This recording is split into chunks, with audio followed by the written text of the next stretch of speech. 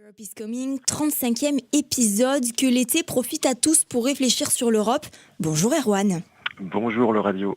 Oui, dans les partis politiques, c'est un début de remue-ménage. Après Valérie Pécresse et son parti Libre qui a planché sur le sujet, c'est le tour du maire de Nice, Christian Estrosi, de communiquer un début de programme pour les européennes. La France audacieuse, c'est le nom de son club de réflexion, présentait hier sa copie. 15 propositions. Au cœur de leurs préoccupations, renforcer le rôle des acteurs locaux dans le processus décisionnel européen. Ainsi souhaite-t-il faire du comité des régions une nouvelle chambre des territoires. Ils veulent créer un dialogue permanent entre les élus européens et les territoires.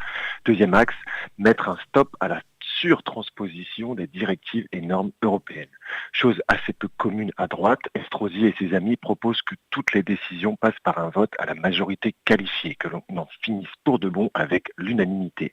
L'on sait que sur les questions sociales ou fiscales, cela aiderait à avancer. C'est un pas assez fort en faveur de l'Europe qu'ils veulent compenser avec un renfort de la subsidiarité. Enfin, sur l'immigration, ces élus prônent un passeport biométrique européen, un renforcement des effectifs de Frontex qui pensent pouvoir financer par une taxe sur les demandes de visa. Comme vous le rappelez Erwan, la présidente de région d'Île-de-France, Valérie Pécresse, a déjà présenté son projet. C'était mi-juin, sous la forme d'un cahier.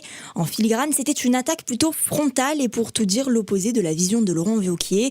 Elle y dézingue le rétrécissement de l'Europe à 12, une idée dangereuse, irréaliste. On n'efface pas d'un coup de menton plusieurs décennies de construction européenne, dit-elle. Mais en quoi son cahier se distingue réellement au niveau de ses propres propositions ? Il y a bien deux droites et Valérie Pécresse aura au moins eu le mérite de mettre les pieds dans le plat.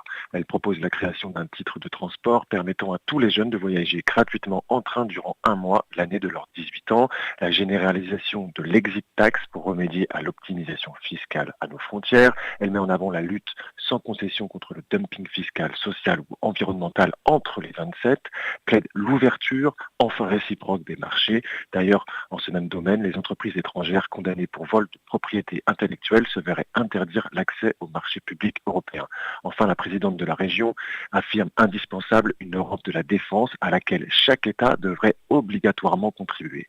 Dans son parti, on l'accuse de jouer en solo, d'avancer ses pions au détriment de l'intérêt général du parti, mais disons-le, pour la richesse du débat européen, tout ceci va dans le bon sens. C'est l'absence d'idées et de propositions le plus grand risque que court l'Union européenne. Réunie en Conseil national, l'Europe sera à l'agenda de ce samedi pour la droite française. Que doit-on y attendre ? Un face-à-face désordonné à couteau tiré ou un brainstorming et un remue-ménage utile à droite ?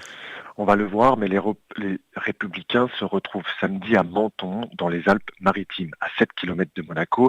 La ville a sans doute été choisie pour sa proximité de la frontière italienne. On peut déjà y voir un message plutôt explicite. Dans le parti, le sujet européen clive plus que jamais. C'est donc peu dire que l'événement aura valeur de test. À quelques mois des européennes, il s'agira de savoir si un corpus commun peut encore émerger. Rien n'est moins sûr, mais ce matin, savourons l'essentiel. Les partis politiques sont au travail et c'est l'Europe qui est la matière principale. Espérons que tous s'y mettent, l'été arrive, qu'ils profitent de ces semaines pour réussir leur cahier de vacances, car en septembre, ce sera déjà l'heure des grandes explications et en mai 2019, les examens électoraux. Merci beaucoup Erwan pour cet édito.